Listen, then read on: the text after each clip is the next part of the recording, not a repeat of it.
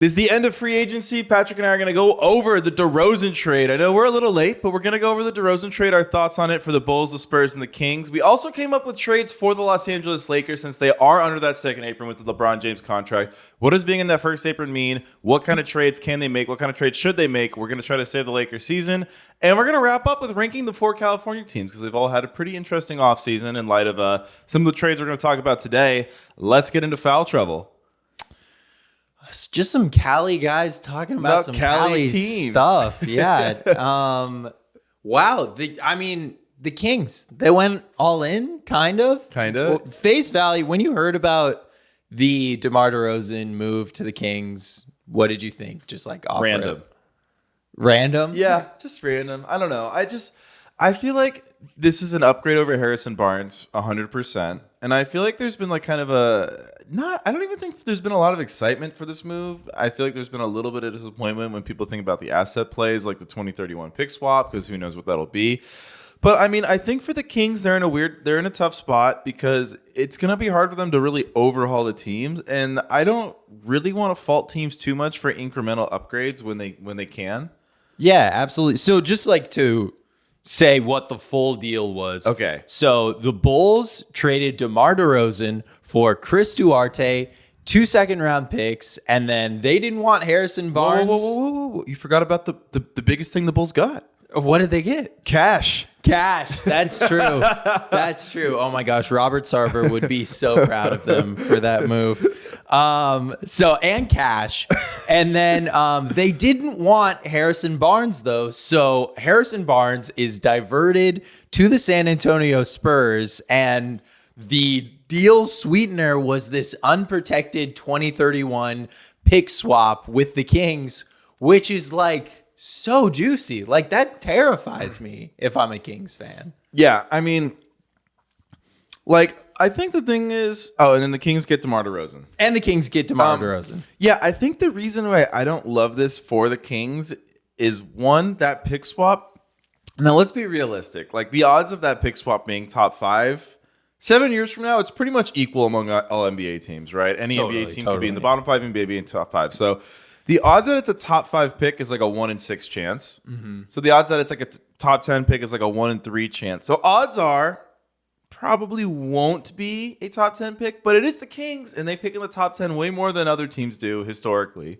Yeah, and like 2031 is far enough away where it's like realistically, and this is going to sound insane when I say this, but realistically, every player in the NBA will be on a different team in 2031. Yeah, well, except, one player I don't think will be on a different team is Victor Wembanyama. Yeah. And if, the Spurs are kind of really pushing this is the type of move that could either be nothing and not matter at all in the history of the league, or this could be a move that in 2031 we're like, oh my God, they got LeBron James III. Yeah. And they are just the greatest team ever with him and Victor. But how do you feel about the DeRozan fit with the Kings? Yeah, so I mean, I was looking at, obviously, like DeMar is this like mid-range maven maestro, and in my head, like the Kings, obviously I'm not like crunching Kings tape all the time, but in my head, the Kings are like a 3 and rim speed team, transition team.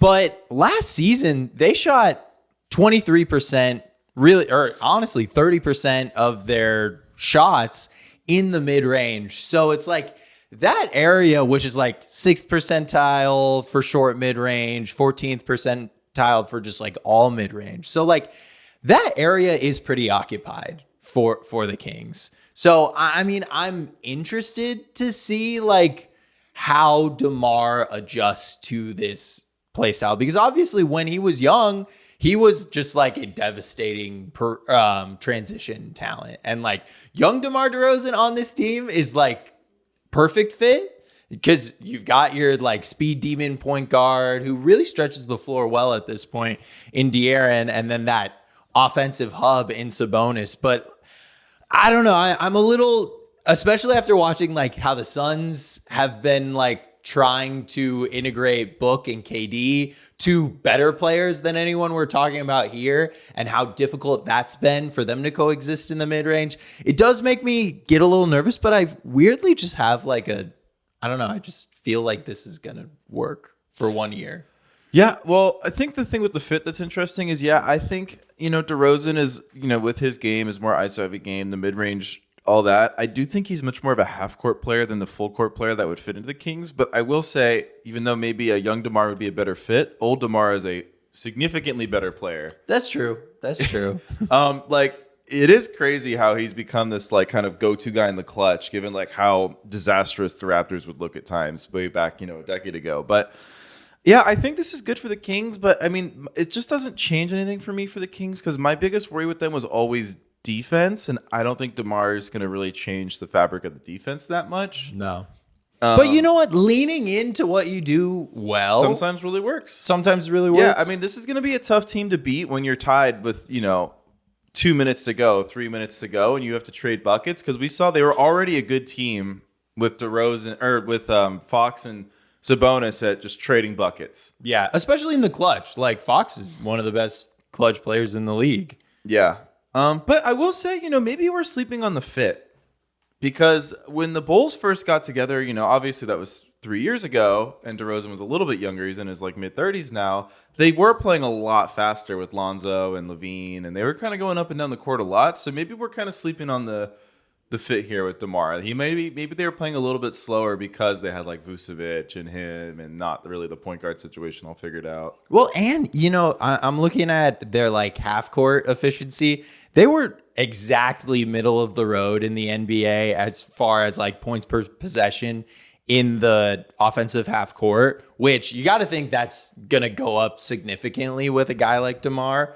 So, I don't know. This is not going to be an easy team to beat night in, night out. Yeah. And, obviously, in the regular season, it's like I could just see this team, go off win after win after win, just because it's when you've got three guys of that caliber, especially in the regular season, it's easy to win games.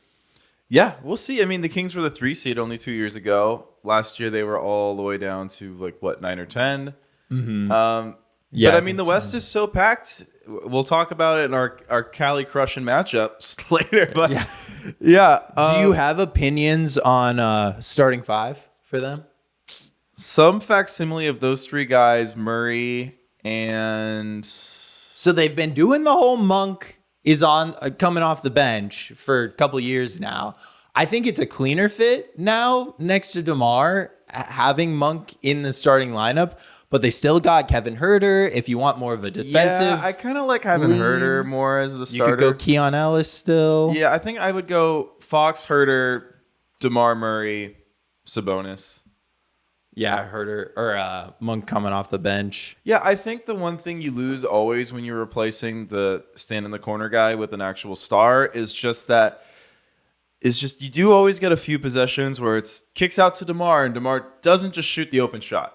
Yeah. The star players just, tend to not be the greatest at off the ball. And I don't think I think DeMar is an upgrade, so don't get me wrong on that. But I do think you do need to have that guy like a Huerter who is going to be much more like I'm going to run off a Sabonis screen and shoot the ball. I want to double check this, but off the top of my head, DeMar has been a super, super high usage guy the last couple of years. He's definitely been a high usage guy. But, and he definitely has been more of a catch and shoot guy than he was earlier in his career, especially from three. But it's just always one of those things, especially with these mid-range guys. Yeah, I mean, I guess it's like your thing with the Suns and Kevin Durant. It's like, Durant, can you just shoot a little more threes and stop trying to shoot a little less of these cool mid-range shots? Yeah.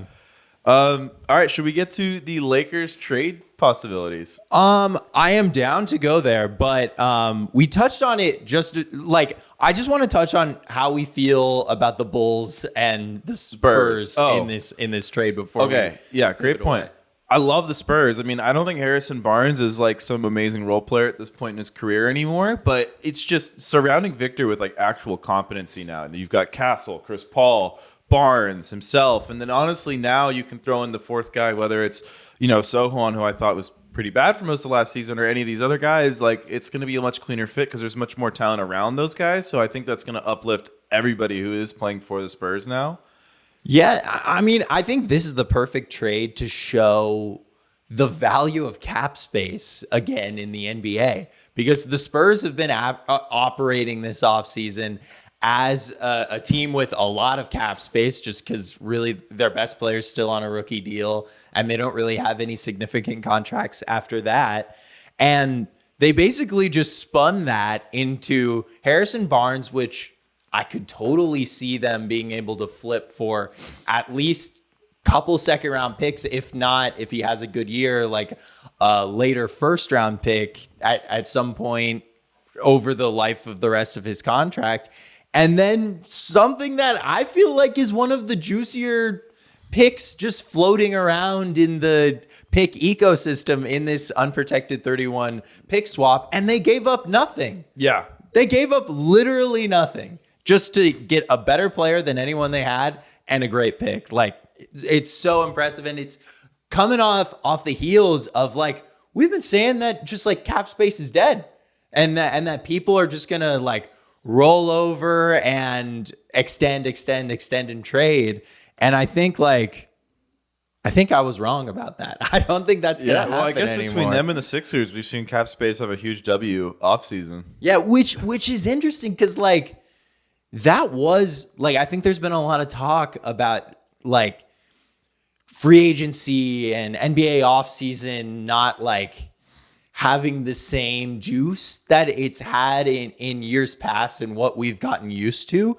But I think that might just be like teams need to catch up with this new CBA. And then it's going to go back to like truly the golden age of like all the superstars taking meetings like a LeBron, like Paul George. We just saw Paul George do. Yeah, I understand how we got to the point we're at where it's like every player gets traded. But I don't know why. Like, I kind of miss like free agency. I kind of miss when like big players would leave as free agents. I don't know why. To me, it's a little bit more fun and exciting than like drawing out these trades every trade deadline. And I don't know. Do you think it's a calculated Maybe it's thing like a that the nostalgic NBA thing is for trying me? to get back to? No, I totally get what. Yeah. Like that's a huge part of like what made me first like really fall in love with the NBA as like an entity and as an entertainment product is like, oh my gosh, like these guys can completely change the league and they just choose which team they're going to.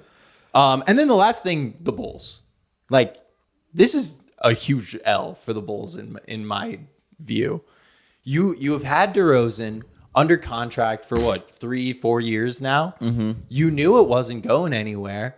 And you wait. You tell me they wouldn't have been able to get a first round pick for him if they tried to trade him at the trade deadline or before last season? Yeah, they would have. The Bulls have really fumbled this by believing a little too hard in that core because of that really strong start the core had. Now it's like not their fault. Lonzo had the crazy knee thing, but like the LaVine and DeRozan asset play from the Bulls has been a disaster class. Yeah, and you walk away with Chris Duarte, a guy that 2 teams have now given up on, and 2 second-round picks.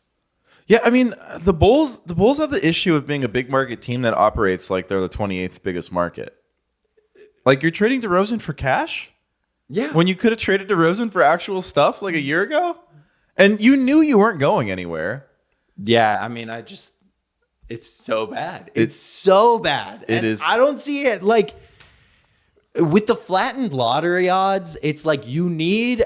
If you're going to go about it in a, like, we're going to get our guy in the draft standpoint, you need bites of the apple. Yeah. You can't just depend on your own picks to jump in the draft. It's just like, it makes no sense. I mean, it makes sense that they just don't want to spend money.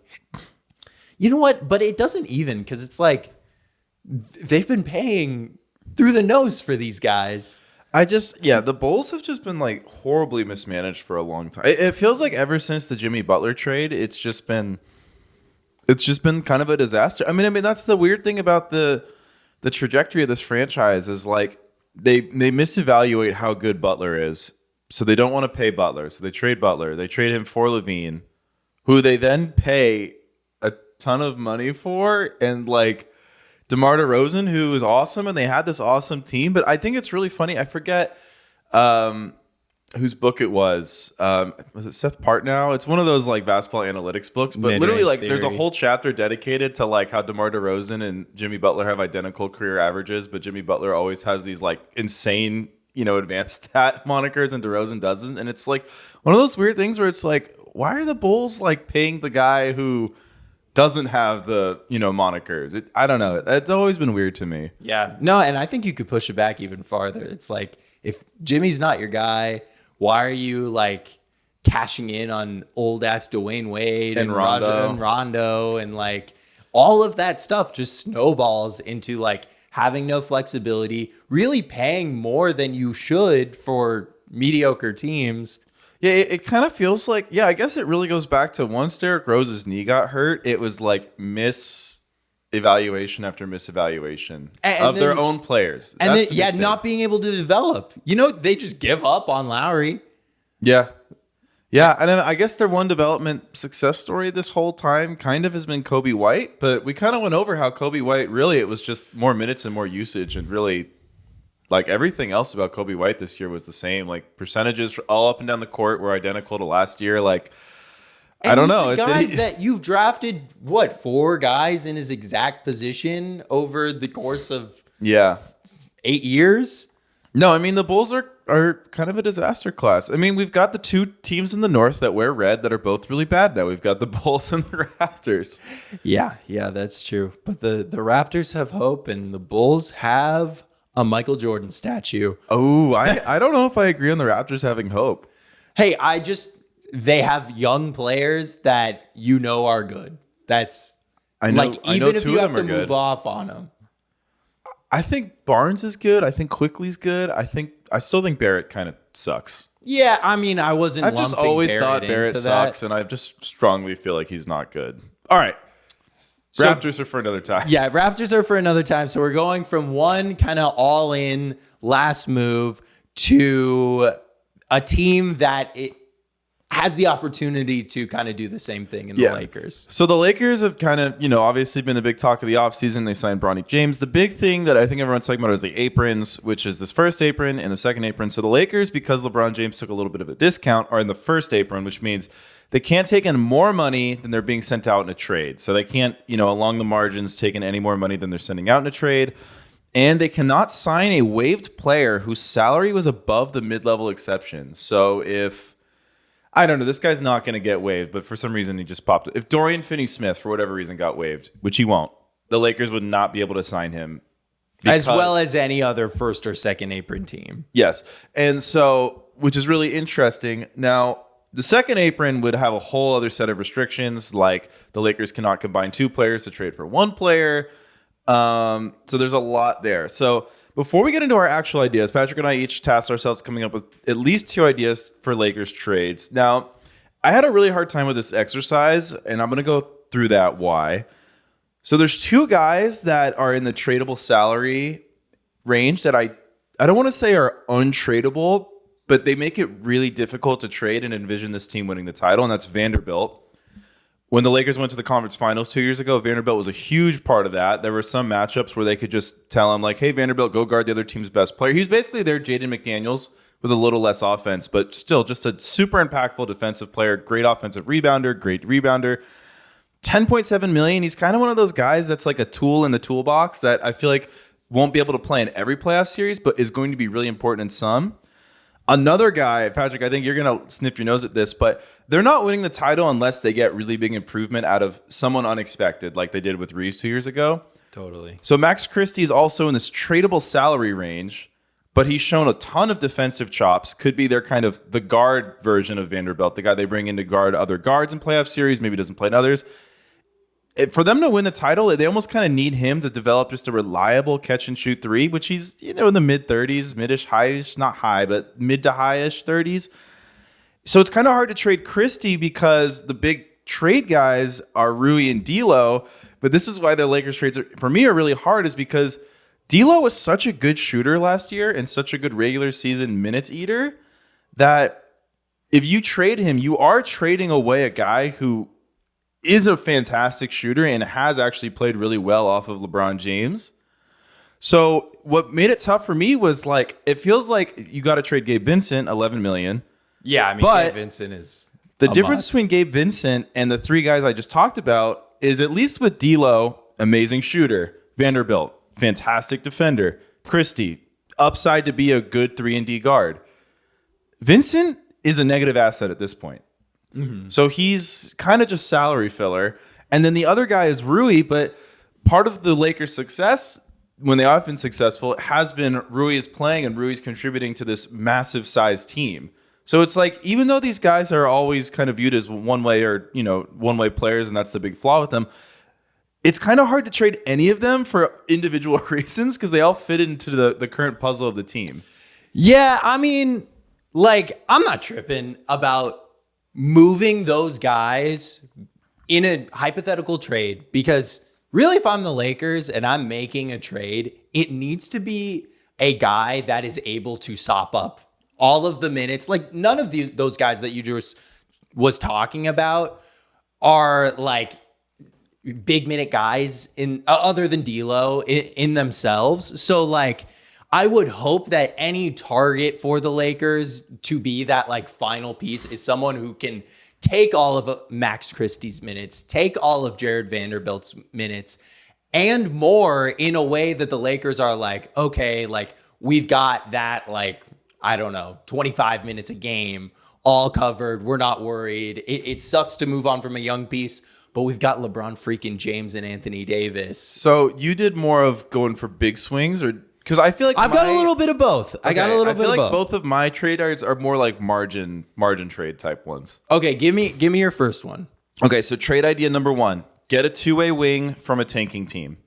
So the two targets are Kyle Kuzma at $23.5 million or Cam Johnson at $23.6 million. Okay, I like both of these guys. I've got Kuzma. I like both of these guys. They're both tall, kind of small forward, power forward hybrids, which means I can trade Rui and get Rui's role filled in exchange. So I'm going to trade out Rui Hachimura and Gabe Vincent for either of these guys plus filler. With Cam Johnson, it would be Mamadi Diakate. And for Kuzma, there's a ton of options to just fill it out. And I think in exchange, the Lakers have to give pick swaps, future pick swaps. Okay. So I'm not going to say the amount of first round draft picks for the Lakers, just because I'm never the best at understanding like what. I don't know. I feel like draft picks every trade. Let me break it down. The Lakers, they can trade 2 picks unprotected if there was a trade where they wanted to do that. And then there's also 3 picks that they can trade pick swaps for.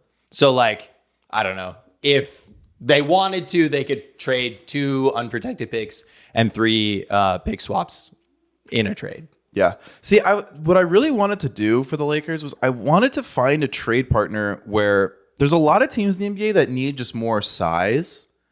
But so I was like, I feel like there's a team where Rui could have a lot of value to the incoming team because of just the size. We saw his size be beneficial for the Lakers, but I couldn't find that team. I mean, okay, so I want to talk about the Kuzma thing because I had a Kuzma trade as well. And my first thing with the Kuzma trade is it can't be Rui. Like, there's no way the Wizards are going to want to reacquire Rui. I guess if it's like a tanking move. So, it's a tanking move, yeah. That's why trade idea 1 was get a two-way wing from a tanking team. I don't know if I said from a tanking team, but that's literally how I labeled it in my notes. So I had Gabe Vincent. Okay. And then I put Jared Vanderbilt in there because in my mind, like, if you get a guy like Kyle Kuzma, there's not really much of a role for Jared Vanderbilt at that point. And then like a heavily protected first round pick, or I mean, I guess, and maybe a pick swap. I've heard that the price for him might be 2 first round picks. So I don't know how I think they could probably get it down to 1 though.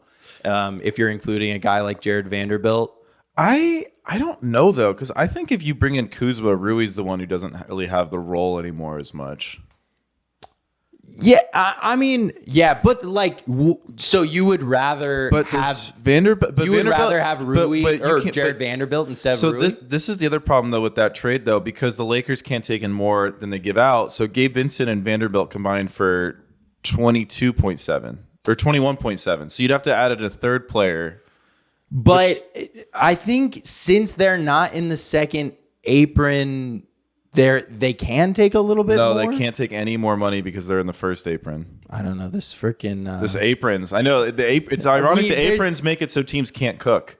Can this is the problem. We take a step back for just 1 second? Yeah.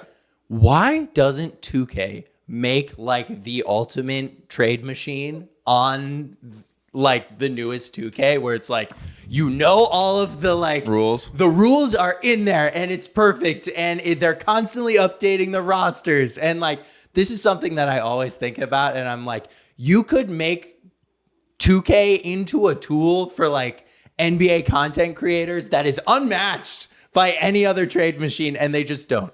Well, yeah, I mean, I don't know if you know this, but the people who make 2K, the publisher doesn't really seem to care about the quality of the game, but yeah. So, that's the problem, though. You can add in, but this is a minimum contract, and I think it'll work. This is the problem though with that is because I was thinking of trades like that. The only problem is it gets complicated when you do 3-for-1 trades because then the Wizards have to make cuts to actually make the trades go through. They have to waive somebody. I think that's fine. They got a bunch of just I just tried to make my trades somewhat not complicated by having to waive players, but this is a trade that could happen in the offseason, yeah. Which is another reason why I think. Yeah, I mean, so both of us like Kuzma. How do you feel about Cam Johnson? I don't like, I'm not like super in love with the Cam Johnson on the Lakers fit. Like it obviously makes sense. I think Cam Johnson is like, I love Cam Johnson. He's a Suns legend forever. I think his defense is a bit overrated in like his ability to like guard big wings. He's not a rebounder whatsoever, which like is and he can't really create on his own, which are all reasons why I just like Kuzma as a better fit. Like we've seen that next to AD, we've seen that next to LeBron. Cam Johnson would obviously work. I think it's a little bit cleaner of a fit. And if you're investing this much capital into acquiring a player, I'd rather just like get the better player. But I think both make sense. Yeah, I think the hard part about evaluating these trades, because mine are Rui for the Rui replacement, and this is why I had a hard time just saying like, I don't know about the amount of picks, is I don't know if the gap between these two guys and Rui is as big as people might think it is. Yeah. So, okay, I want to track back though. You would rather going forward have Jared Vanderbilt instead of Rui? Yeah, because I think we kind of forget how important Vanderbilt was in that Warriors series and that Memphis series. He was huge in those series. Yeah, he couldn't play against Denver, but so was Rui. Rui was too, but I think the thing is, you like Kuzma, right? Is like he's just better than Rui, right? He's a more reliable shooter. Maybe you lose a little bit of rebounding, but they're kind of the same height, even though Kuzma is like weighs less. I just think with Vanderbilt, it's like that series by series. You always have these players who play huge minutes in one series and don't play in the next, and they're really important. And I just think like, but Rui's not one of those guys. He's gonna play in every playoff series. He's a dribble, pass, shoot guy. I mean, he's not like the most incredible passer. I think though the thing with Rui, and I've come to like him a lot, but the one thing with him is, in his 3-point shot is improved. But what I like about Kuzma or Cam is like, kick it out to them, they're going to shoot that three. Rui, and I do like that Rui can attack a closeout and take that little mid-range, and he's pretty good at it. But I just feel like with Rui, sometimes he kind of drifts in and out of like being there. And I feel like for his size, like he should have been a little bit more effective against the Nuggets, especially against an Aaron Gordon type. Because I think if you were like, okay, what kind of power forward would I want to match up against an Aaron Gordon? You'd think like, okay, Rui makes sense. But then like in practice, it never really seemed to work out. But that's why I want both. Yeah, I don't know. I just think Vanderbilt's hard to trade because if you take him off the roster, then you really do lose that like pure lockdown wing. You lose that one thing that they wouldn't have that, I guess. Yeah. But I'm with you. If you have a big regular minutes eater where, Vanderbilt won't be able to play anyway, then, but I think what's nice is with shooting with Kuzma or Cam, they can play next to Vanderbilt in certain lineups. Okay, but both of us like Kuzma as a target. I like Cam. You don't like Cam quite as much. What was your first? Well, I guess so your Kuzma was your first trade? I mean, yeah, sure. I went a little overboard. So, but basically the thought though from both of us is get a wing who can play the 3 or the 4, who you can feel good about on offense, playing off of Reeves and LeBron, or on defense, switching, defending bigger wings. Absolutely. Yep. Yeah. And then so my next trade, I'll say, is I really don't love the Lakers' big depth, and because it's just not there. And I think this trade wouldn't be able to happen until the trade deadline. But Jonas Valanciunas signed a $9.9 million per year, 3-year deal with the Washington Wizards. Jonas Valanciunas straight up with probably some second round picks, maybe a lottery protected first if he has an incredible first half to the season. Straight up for Gabe Vincent. The Wizards are squarely in their Cooper Flag, tanking for Cooper Flag era. I think this trade is it makes way too much sense for like exactly what the Lakers need. He can spell AD in like real ways that I don't really think they've had since really like Dwight Howard in 2020. Yeah, and I think they can play together too because of Valanciunas' shooting ability. Yeah. And I like that too because in a playoff series, it means Valanciunas is playing the backup minutes and not starter minutes, where a team like OKC can torment him in like pick and roll attacking and stuff like that.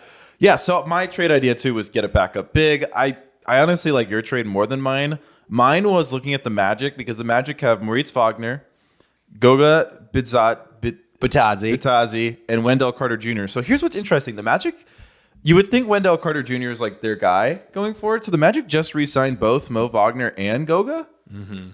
But they started Wendell for most of last year. So it's kind of put them in this weird thing where I'm like, okay, why don't the Lakers just get one of their centers? Yeah. Well, and it was also a thing where once they got to the playoffs, the Magic realized like, oh shit, we can just play Jonathan Isaac at center. Yeah. So I said Wendell Carter Jr. is making $11.9 million. So you could either do Gabe Vincent plus filler to get Wendell Carter, which probably in picks, obviously for him, or just Gabe Vincent plus pick for Goga Bitadze.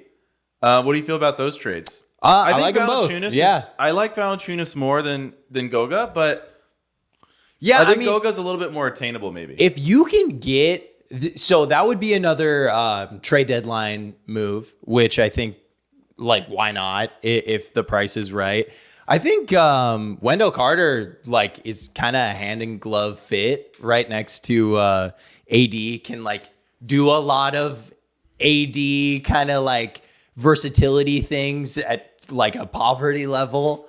Yeah, I think that fit would be really, really great. And, the one thing about Wendell Carter is he's kind of an undersized center. He's like 6'9". And that doesn't matter at all when you're playing next to AD. And he's another guy, I think he shoots like at least 4 like 3-point attempts a game. So that is definitely a nice thing. Okay. Do you want to get fun? Just shoot. Can we do something fun? Yeah, so my trade, those were my two, which was get a two-way wing from a tanking team or get the backup big. So I kind of did much more on the margin trades because I'm a little skeptical about their, I don't know, let's see, because I just want to have a discussion about D'Lo real quick. Okay. Because this was my worry with a D'Lo trade was like right now you've got Reeves, you've got D'Lo, Christie, and Vincent. And like my kind of thought process is like, if Max Christie doesn't take a step up to fill a hole that will happen if a D'Lo trade happens, like they're not going to win the title unless this guy can step up. Totally agree. If you're trading D'Lo, you need a guy that can take a lot of ball handling responsibility. Mm-hmm. Because like, and the shooting though, because the shooting is huge for this team. Like to lose the shooting is tough, and that's what made a D'Lo trade so hard for me. Was like he's not untradeable. But he's untradeable in the sense of like you have to replace the shooting, which is going to be really fucking hard. So what is like, I don't know, because I think the worry though is like, in the backup guards, right? If Christie doesn't take that step, okay, then he's not really a big minutes guy. Gabe Vincent, unless he looks like playoff Vincent, which like, I don't know, it's not likely because the thing with Gabe Vincent was he wasn't that great in the regular season before that Heat playoff run. He was a very much timid shooter, didn't shoot a lot, didn't really, he was one of those guys you wouldn't even know is out there a lot of the time. And then in the playoffs, he just became a whole new guy out of nowhere. And it's like, that just might be some Heat magic that will never get tapped into again. Yeah. Yeah, no, I mean, it's there's no easy move for the Lakers. Yeah. I think like realistically, what we're kind of dancing around is they're probably like 2 moves away from like real contention. Just I think like what I'm trying to say, which I think you're getting it, but it's weird, is they have these one-way guys like D'Lo, but under the current fabric of the way the team is built, you can't take that thread out of the cloak, or the cloak. It gets even worse. Yeah, and that's where they're kind of stuck a little bit. So what if the Lakers just Laker here and they take a big swing? My first guy that it's a guy doesn't necessarily address the shooting. Not really, but I think he has to be so respected on defense, it doesn't matter. What do you think about the Lakers taking a swing on Jimmy Butler halfway through this season? So here's what the trade would be. It would have to be like and they could do it under the first apron rules without having to do anything else. It would be D'Lo, Rui, Austin Reeves, and picks for Jimmy Butler. Obviously, Jimmy Butler is kind of on a lame duck deal right now. The Heat offseason has been kind of a disaster with losing Caleb Martin. We haven't talked about that at all yet. And I think the Lakers kind of have the picks to make something like this happen. Jimmy Butler is like a jumbo ball handling relief guy for LeBron James. It would transform the Lakers into more of that gritty team that we saw in 2020. That's like, they're really big. All their ball handlers are big, and it's just kind of, I don't know. What do you think? So it was Rui, D'Lo, Reeves, And picks. And that adds up. So Rui and D'Lo So it's actually almost exactly. So the Lakers or the Heat would be taking $130,000 more dollars. See, this is where I don't understand out. the second apron, because both the Heat and the Lakers are in that first apron. So neither of them can take in more money. So does that mean they both have to exactly match it up? I'm sure the NBA has some sort of margin for situations like this. Well, are the Heat still in the first apron? Well, I hate this CBA. This CBA sucks. I'm just gonna say it. It does. It really does. Because now, like, we can't have fun conversations like this. So, okay, this But trade in a vacuum. this trade, you can only make this trade if Max Christie and Gabe Vincent both look awesome. Okay. Otherwise, I don't know. Then you don't have guards. Yeah, that's true. I mean, your guard is, if you make this trade, it's like you're saying, like, I'm cool with Jimmy Butler being my point guard. Or no, LeBron James being the point guard. LeBron James being the point guard. Yeah, I don't hate that. I mean, obviously for the Lakers, getting Jimmy Butler would be huge. And then you're playing this crazy lineup with, like, your lineup is looking like LeBron, Christie, Butler, Vanderbilt, Davis. I'm a little worried about the spacing on that. See, at that point, I'm like, what guard can I flip Vanderbilt for? Maybe it can be part of this trade. Shooting relief, you have to get and that's the situation where Vanderbilt's a no-brainer trade guy. And then that's one of those trades that if Connect looks like a really good off-the-ball shooter, if Gabe Vincent looks competent, and Max Christie looks like another good off-the-ball shooter who's just kind of like a 3-and-D 2-guard, I like that trade a lot. But you're just really banking on 3 guys to play Connect in a way that, he's an unknown. He's a rookie. Vincent, he just has to get like halfway to where he used to be. And Christie's 21, so I mean it's plausible. Well, and you got Bronny waiting in the wings. No, we're not. Bronny is not a part of any of these plans. You can also make almost exactly that same trade for Kawhi Leonard. No, if they trade for Kawhi Leonard, I'm out. Hey, we saw the Nets and Knicks make a trade like that. I looked at Terrence Mann as a guy that I think would be a nice fit for the Lakers, just anywhere up and down this roster. And I was like, the Clippers won't do that. They just won't give it to him. No, it would have to be like an insane overpay, I think. Yeah. No, I like it. I just think I only like that trade in the world where those 3 guys really show something that we just haven't seen yet. which I think is plausible. Though I think that's the one nice thing for the Lakers is like they're banking on a 21-year-old to be better. And they're banking on the oldest guy in the draft who scored 25 a game in college to just be able to still shoot. So I think what they're banking on isn't like guaranteed, but I also don't think it's like unplausible. The scary one for me is Gabe Vincent. I have no idea what he's going to look like. Yeah, I mean, I'm not a Max Christie believer either. Like, but I'm willing to like be wrong about that. My one other trade I had was like a Dorian Finney-Smith, Gabe Vincent, and Jalen Hood-Schifino kind of thing that like comes out to like just about there. But another just two-way wing type guy. Yeah, I've heard that Finney-Smith kind of obviously like you weren't grinding the Wizards. What team's tape were you not grinding? The Bulls. Oh yeah, I wasn't grinding a lot of Nets tape this year. Except when my boy Ben Simmons was playing, but no, I think Finney-Smith had a down. If I'm not wrong, I think Finney-Smith had a down season from 3. So, and he was always kind of the weaker shooter of the Mavs, like shooters. But I've always liked him. Yeah, he shot 34%. See, I feel like he's just like a way better version. Maybe like if I've you always could do liked him though. If you could do like Finney-Smith for like Hood-Schifino and Jared Vanderbilt, no picks. Would you do that? Oh, it's tough. I'm really high on Vanderbilt. I think he's just an outstanding defensive player. Yeah, I mean, I would do that in a heartbeat. Like to get Finney-Smith, it's just like I'm just worried because but like, what did Vanderbilt shoot? Because it's not like Vanderbilt was like he won't shoot a 3 though. Yeah, I don't know. I mean, he's 29%. He's not good. He's not a good shooter. But 34% isn't good either because Finney-Smith's coming off of 30% before that. I'm just not sure it's as big of an upgrade as I don't know. I don't think I would do it. Yeah, I think I'd rather have the tool in the toolbox that can just play lockdown defense. But in Dallas, we saw Finney-Smith shoot 3 years in a row, 37% from 3 on 4 attempts a game, 39 on 5 attempts a game, and 39 on 5 attempts a game. Like, is the shooting woes just because the Nets had no point guard, no spacing, had clearly given up, and he was just like not getting great shots?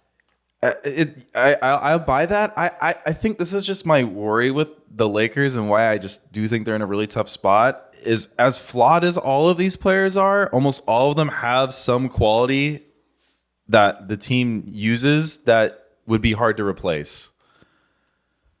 Yeah, I mean, but like if it's Gabe Vincent and Jared Vanderbilt for Dorian Finney-Smith, it's like, what are you not replacing? You've got your lockdown guy. I don't think Finney-Smith is close to the defender that Vanderbilt is. I mean, I just don't. I think when there's did a he big stop gap. defending? I thought he was. I've seen him be absolutely incredible. I guess it's different guys. Like I think Vanderbilt's like a lockdown defender, and I think Finney-Smith is a good defender. Yeah, but he also can't shoot at all. He can't shoot at all. But I don't know. But I don't know, man. I don't know if I like that trade for the Lakers. But that's where we differ on them, I guess. I mean, the two guys the Lakers are really going to want to try to get rid of, but I don't think they're going to be able to, are Jackson Hayes and Christian Wood. I mean, like $4 million, like it's not much. I think they make like $4 million together. Yeah. Yeah. I mean, what are you going to do? You gave them those player options and they picked them up because they were awful last year. Just like they were the year before, and just like they'll be next year. Yeah, I never liked the Seawood signing. I didn't like the Hayes signing. It's just, I don't know. Yeah, I liked the idea. So as the the Lakers stand right now before our hypothetical trades, it's D'Lo, it's Russ, it's Reeves, LeBron, Rui, Anthony Davis, and then off the bench it's Christie, Vincent, Vanderbilt, and Dalton Connect. That's kind of their 9-man. And surely one of those, Hayes or Wood, will get regular season minutes. Yeah, I mean, so I just their bench freaking sucks. It sucks. Yeah. There's like Dalton Connect better be good because they don't have any scoring off it at all. Yeah, that's why I think they might go back to the Vanderbilt starting lineup, which was really good when it existed, and then they can bring Rui off the bench.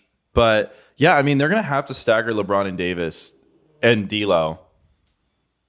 But that's why that's why D'Lo is the really hard piece here. He was so bad defensively, and he shot the ball so poorly in the playoffs that they feel like they have to move off him. But like D'Lo was kind of the connective sauce that made it work the whole second half of the year when they were really good. So like he was literally what Austin Reeves is like sold to everyone as being. Yeah, like he was their second unit offense. He was their primary unit spacer. Like he's a really tough like cookie here unless you can just get a straight upgrade over him. Which I don't know. The guys who are that much better than him are not going to get traded. Yeah. I mean, Trae Young. Oh God. You can go for Trae Young. I don't want Trae Young on this team.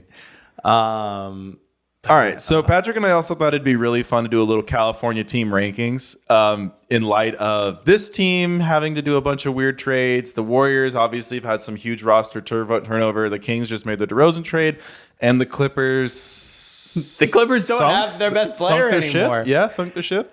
I guess. I mean, I don't know. I'm still like. Okay, so who do you have at number 4? I wrote down Clippers, but then I also wrote down Clippers. Like, if you can guarantee me Kawhi and Paul and James Harden are 100% healthy, that would be my number 1. Like, but that's like I've come to the realization that is not going to happen. But like that's how like weirdly close it all is. Like, if you could just guarantee me those things, I think the Clippers are by far the deepest team. Just in terms of like 1 to 12, like just the highest rating of each guy going down the line. But yeah, I don't know. It's a weird team, and we're still like trying to figure out what's going on with Russell Westbrook, because all the reports were he's going to opt in and get traded, and now like all the reports are he's going to get either bought out and go to the Nuggets or traded to the Nuggets. So I was like, if the Nuggets trade for Russell Westbrook, they're canceled. Dude, I'm telling you, it will happen. 100%. Why do the Nuggets want to do that? Hey, I'm not the Nuggets. I'm just telling you it's going to happen. Just like repeatedly watch Westbrook brick it up in the playoffs. Like, what was that stat? Westbrook was like, what, like 2 of 32 at one point in the playoffs this year? Like, why does a team want that on their team? He's a good guy. He's a good guy. He's a good guy. He's going to get fans kicked out because he doesn't like what they say. Like, bro, I hate him. Yeah, I don't know. I literally despise him. All right. The 2 trades that I like feel like if it's a trade, it's going to be is like, it could be a bigger trade where it's like Russell Westbrook, Amir Coffey for Zeke Naji. If like, I don't know, the Clippers are in love with Zeke Naji. Or it can be just straight up, and this would be my favorite thing ever, straight up, Russell Westbrook, DeAndre Jordan. Bring DeAndre home to the Clippers. Who did you have for? The Clippers. Okay. Yeah. I hate the vibes. Vibes are really bad. Don't necessarily like love the roster that much. Yeah, I just feel like they have a lot of good players. They do have a lot of good. I thought it was funny that Nico Batum just went flying back there. Yeah. Actually, he liked it. Batum was pretty good last year for like both teams he played for. Like really kind of a sneaky good signing, I feel like. But yeah, I mean, I just think given the Kawhi Leonard health, given the vibes, and given the fact that the other 3 California teams are all kind of good, I don't really see the Clippers repeating as the 4 seed, which they actually were last year. And a lot of that was just because of that crazy good stretch they had in the first half of the season. They weren't the greatest second half of the season team. And Paul George was really good last year, like really, really good last year in the regular season. And like losing him is big. Yeah, no, it's huge. Yeah, that's crazy. They won California. They won California. The defending champs. We have them last. They have the state belt. Who do you have third? I have the Warriors third. Okay. Right now. And like, obviously, big believer in the Warriors' top end talent. But so their big signings / trades, DeAnthony Melton, and then Buddy Hield and Kyle Anderson. All guys that can play basketball on a pretty high level. Like we saw Kyle Anderson survive in multiple playoff series where I think going into last postseason, we would have said there was no way that he was able to do that. And like, they're not going to be depending on him very much. Kuminga took a like relatively good leap last year. We talked about a lot of that was due to just like increased opportunity. But at the end of the day, I just feel like the Warriors, like I don't believe in them being really super viable because of their big situation. Yeah, I'm with you. I don't know if starting Draymond at center like long term is the answer. Obviously, they still have Looney, who I like, but I think the problem is, and this is something you highlighted, and I feel like I was a little like I didn't want to believe it as it was happening, but Steph definitely took a little bit of a step back last year. A lot of like his tracking data wasn't as good. I think as he gets older, it's going to be easier for teams to play really physical off the ball on these like kind of off the ball set movements. And I also feel like as the infrastructure of the championship team has gone away, like the Warriors just haven't been as good at running all of those like off the ball movement stuff. Like I don't think Hield is going to be as good an off the ball mover as Clay was. Even though I think he's a better, I don't know. It's weird to parse between Clay and Hield right now, because Hield theoretically is a great fit on every team, but then he doesn't play on like any team that he's on. Yeah. And then it's like Melton could be really good, but never ever plays. Yeah, he was hurt like for a ton of last year. Also, like the Moody role situation is still kind of weird to me. Like I feel like that guy can play, and then Steve Kerr's like, this guy cannot play. Yeah. No, it's weird vibes. And it's like Draymond Green, the ultimate ticking time bomb of just chaos. Yeah, he's just a guy who hasn't handled losing well. And, last season there were long stretches where Draymond just wasn't very good. Yeah. I mean, there were stretches where he was very good, but that's the thing is like as he gets older, you kind of expect the bad stretches to get longer and the good stretches to get shorter. I know it's... Did you have them 3? I had them 3. Okay. Also, straight up, the Kings did beat them in the... Obviously, one game sample size isn't the end-all, be-all, but the Kings beat them. I view the Kings more as a team that's on the rise. I think Fox is a bona fide superstar. Sabonis is obviously an incredible regular season player. Like Murray, I know he started older, so you're not expecting a ton of improvement, but that guy's fucking good. Yeah, he's so good. I love Murray. So yeah, I've got the Warriors 3rd. This is the fun one because I think the Lakers are the better team, but the Lakers have never beaten the Kings in the Sabonis era. They're 9, 0-10? That is true. I didn't even think about that. Anthony Davis is owned by Sabonis. Yeah. He's never beaten him. It doesn't even make sense. It feels like such a lopsided individual matchup. Yeah, no, they can't deal with the muscle hamster that is Sabonis down low. Okay, so this was way closer than I thought it was going to be. In a league where it's the 4 California teams, I have the Kings 1. Wow. In a league where they get to play the other 26 NBA teams and get wins and losses against those teams, I have the Kings 2. If that makes sense. Yeah, no, it does make sense. Yeah, I was kind of the same. I ended up going Lakers 1 just because, like, honestly, I can't see any of these teams winning a championship. I don't really think any of them are contenders. But if I had to squint and, like, make it make sense in my brain, the Lakers would be number 1 on that list for me. But, like, which team do I think is going to win the most regular season games? It's Kings with a bullet. Like, I think the Kings... Like, they have pretty good depth at this point. Like, I think Keon Ellis really turned into a guy at the end of the last season. Hell, he basically won them that playing game. I'm a huge Devin Carter guy who unfortunately is going to be injured to start the season. But I think that's such a huge step up from any backup point guard they've had in the De'Aaron Fox era. And I just think, like, Sabonis is like really, really good, especially in the regular season. And then you just upgrade Harrison Barnes for DeMar DeRozan. They I think have gotten better than any of these other teams, considering where they were last season.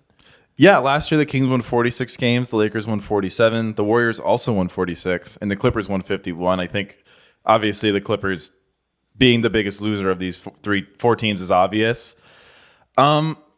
So where do you think the ceiling is for any of these teams then? Because I don't have them on an OKC level contender, but in the regular season, I honestly think I could see any of these teams getting a 3rd seed, like catching lightning in a bottle, and just like I could see the pathway for honestly, all of these teams. Like if you told me the Warriors kind of have this crazy new dynamic where it's like Hield and Curry are spacing, and Moody actually finally has a good minute load as a sixth man, and he's happy, and then the Kuminga, Wiggins kind of athletic front court, and Wiggins is a little bit better because there was kind of no real reason he was so bad last year. Yeah. Like, and you told me the Warriors won 54 games, I'd be like, that checks out. The Kings, I mean, it's the same formula from 3 years ago. They're playing at this wicked high pace. They're scoring a ton of points. The defense is just, it's passable enough. When you're playing at that pace, I could see it. And the Lakers, I mean, if they just, again, last year they could have probably hit 52 wins if they just played the right lineups at the beginning of the year. I mean, I think all three of these teams have a real strong case you could make that they could get up to 3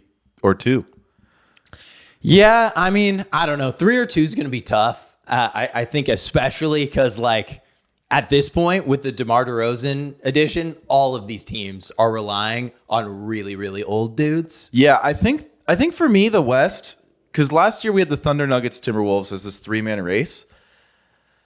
And Patrick and I talked often there. Both of us are a little bit lower on the Mavericks than I think the public is going forward. I don't know. OKC is the only team I really feel confident writing in pen in the top 3. See, I'm comfortable putting the Timberwolves there too, and I think I've got them in pencil. Why? I guess got to see it 2 years in a row because we've seen this in the West, like Memphis, 2 seed gone. But like that's all because of injuries. That could happen to the Timberwolves. It could, but it could happen to any anyone. team. I just got to see it 2 years in a row. Okay. OKC is the only team I really feel really strong big about. Market lover. I'm giving OKC the smallest market their shots. I also just like, as much as I'm down on the Nuggets for like losing KCP, I have a really hard time imagining any of these teams realistically having a better regular season than the Nuggets. Because we've seen like the Nuggets just like survive without better players than KCP. I just hate the vibes out of Denver right now. A lot of these teams, they really don't have that much better benches than the Nuggets do. Like I really like the Dario Saric signing for them, and then like I don't know, say what the problem with the Nuggets. The problem with the Nuggets is the Lakers can stagger LeBron and Davis. The Kings can stagger DeRozan, Fox, Sabonis. The Warriors, okay, they can't really stagger as much as these other teams. The Nuggets just have never been good with the Murray staggered lineup. It's just never been good. It's time.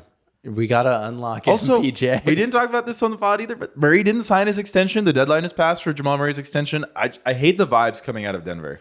I feel like this upcoming season is my contrarian season. Like all last year, I was like, Mavs man, Nuggets are going to win for sure. Loving the Sixers. And then, I mean, actually, now that the Sixers signed Martin, I'm kind of back on Sixers world. But yeah, I don't know. I'm not like in love with the Mavs offseason.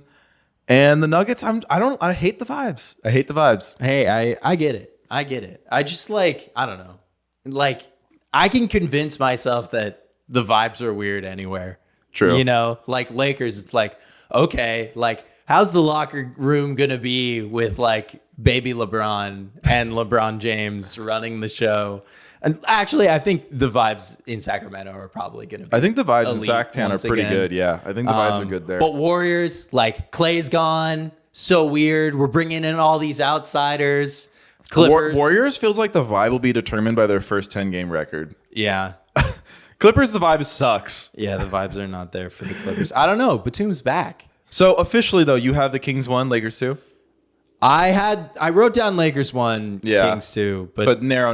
Yeah, it's super. Yeah, I was going back and forth on it. You're kind of in the same boat as me that it, like in a world where it's just these 4 teams, though, I'd probably pick the Kings because for whatever reason, they just own the Lakers. Yeah. Yeah.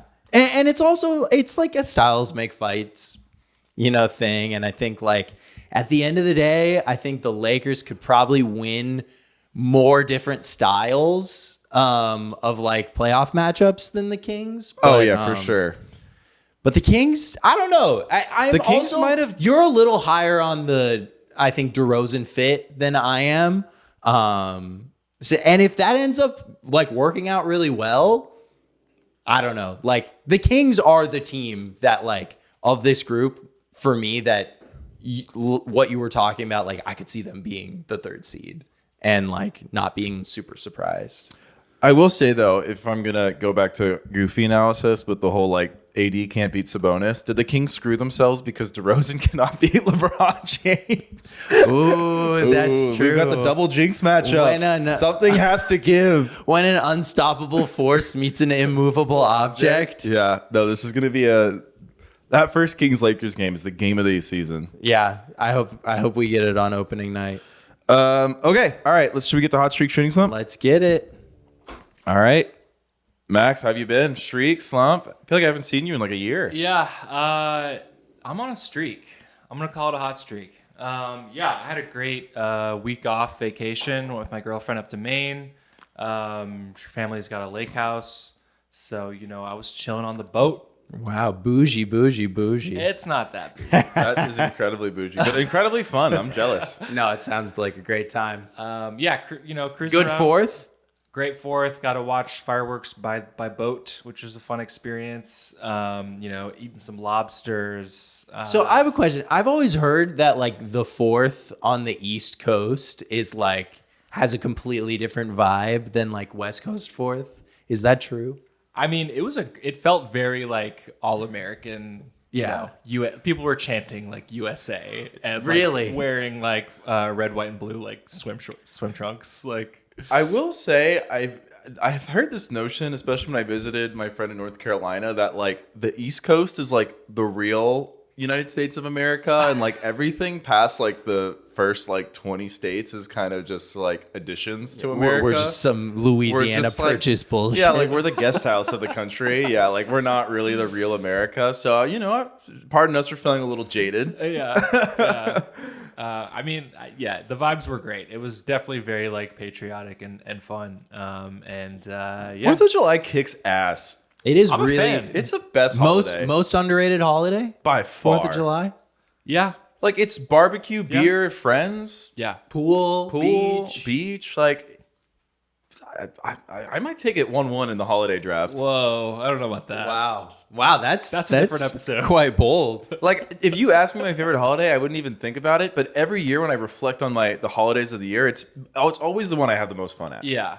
Yeah. The nice thing also is I feel like 4th of July is different than the other staple holidays in that your family doesn't necessarily expect you to spend it with them. Like you can just I've always be said with it. your Friend friends. holidays over family holidays. I'm sorry. I think that's valid. You get to I think choose. it's a long off season. I think the holiday draft might have to be an episode. Yeah, that would be fun. I'm down. Halloween's coming for number 1 with a bullet, baby. Halloween's a strong contender. Halloween's fun. See, the problem with You're not a Halloween, Halloween guy. I'm a tradition. I'm a Halloween guy. See, It's fine. the problem with Halloween is that it's one of those holidays where you don't get the day off. Like what makes 4th a good Yes. holiday is you always Yes. get to celebrate it. I don't really love holidays where it's like, oh, we're gonna celebrate it the Friday before. I'm like, what the fuck?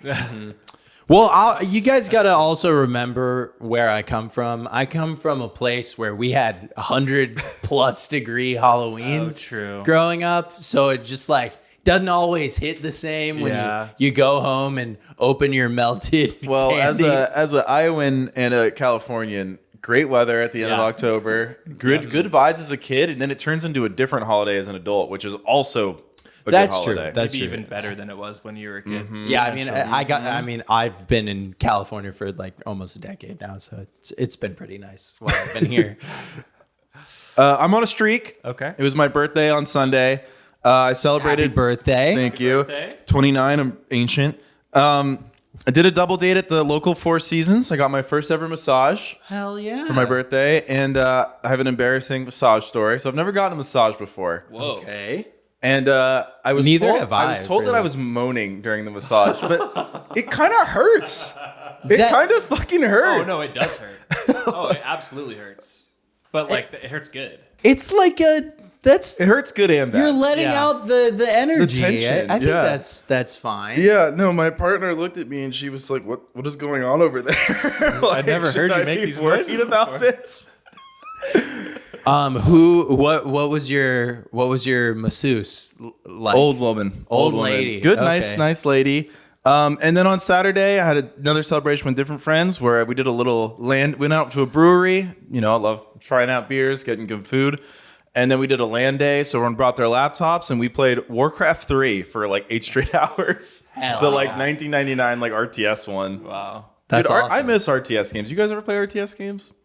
What does RTS Yeah, mean? It's a real-time strategy. You know, like build a base, destroy the other team's base. okay. I Those used games to are play awesome. those kind of games all the time. They don't make them anymore. Yeah, it's like a fine. dead genre, but not the same. it's a great genre. But yeah, no, it's great. I feel like all of that like market has been like taken over by like the iOS. games. casual. But yeah, streaking up. It's been awesome, and it's just been too hot. I hate how hot it is. Yeah, it's Today's been pretty gonna hot. Global warming sucks. Hot take. Actually hot. Scorching take. I'm on a streak. Last week was awesome. Yeah, I had 4 days off in a row. doesn't get much better than that. Hell yeah. Let's see, what did I do? So I had like a pretty normal good fourth. We like went over to Ashna, my girlfriend's parents' place, and like hung out with them for a while, and then like my like improv coach always throws this like huge 4th of July party at her place, which like she's like a 75-plus-year-old lady, but it was like a lit party. It was, she like teaches at a college, so she just had like all of her students there. People are like playing beer pong outside, and then inside it's like all these like elderly people like talking about the years of Hollywood. So that was really fun. And then what did I do? Oh, I went to my like best friend from college is British, and England is in the Euro Cup right now. So on Saturday at 9 a.m., I went with him to this British pub in the Valley, and it was every time I watch soccer, I'm like, this is great. Like, it's short, doesn't last that long, and when you're watching with a big group of people, it's like so tense. And England went down early, 1-0, and then they tied it up, and then it ended up going all the way through extra time to penalty kicks, and it was just like, it was so much fun. And later that day, I went to the beach with some more friends. And are you guys spike ball guys? Oh yeah. Yeah, You ever I played played it spike twice. It's fun. Spike ball is so fun, but I am like getting dangerously close to the age where I don't think I can play spike ball anymore. Because I just like, You want to like dive and stuff? And no, I have to dive. Yeah. Like, I only have one speed. Yeah. And my body can't really like take it anymore. I like had set myself, me and my buddy drove down to the beach, and we didn't realize like really where our friends were. So we ended up, the first thing we did was walk 40 minutes to where they were.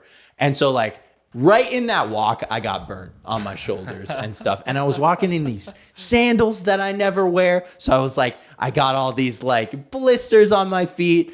So and then I play spike ball, and I'm just like diving straight onto my hip left and right. So by the end of the day, it's like I can't move my arms because I'm so sunburned. My ankles and my feet are just destroyed because I wore these sandals that I've never worn before. And then my hips are like On fire. just crying because I just like am diving with my full weight onto them over and over again for hours. But it was a great time. Well, I will say you could just wear sunscreen and get better shoes. Yeah, I put on sunscreen. I just was like, All that friction with the sand took it off. they'll have sunscreen. I mean, yeah, that Yeah. too. I was covered in sand. Patrick, maybe you need to get better at spike ball so you're not in a position to have to dive. Oh, but like, It's like, you know, in tennis, like, you know, good tennis players are just in the middle of the court and they control the where the ball's Yeah. going, and it always comes back to them. Like, maybe you have to improve your spike ball skills. no, the only reason I'm playing spike ball is to get on ESPN's top 10 plays. That's So that's all I want. You gotta have it be a little challenging. I was like doing the dives, but also I pulled this like tried to do this like behind the back no look shit. It's just like, it's too much, but it's so fun. I'm always down to play. We gotta play one day. Yeah, no, I'm down. All right. Well, that was our episode for the day. Thank you guys for listening. We will catch you next Wednesday. Peace.